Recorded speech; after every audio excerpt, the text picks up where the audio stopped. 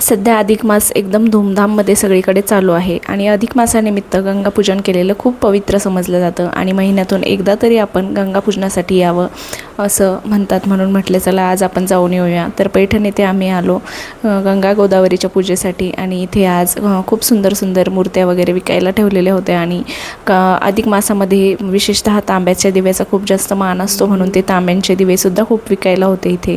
आणि नदीला एवढं जास्त प्रमाणामध्ये पाणी होतं ना, एवढ्या कडक उन्हामध्ये एवढं छान पाणी बघून खूप छान वाटत होतं. त्यानंतर आम्ही पानफूल वगैरे घेतलं आणि आता देवदर्शनासाठी मध्ये निघालो आहोत. आणि मंदिरामध्ये आल्यानंतर तर काय एकदम भारी वातावरण आणि इथे गर्दी पण आज खूप कमी होती, त्यामुळे आमचं दर्शनसुद्धा एवढं छान झालं ना.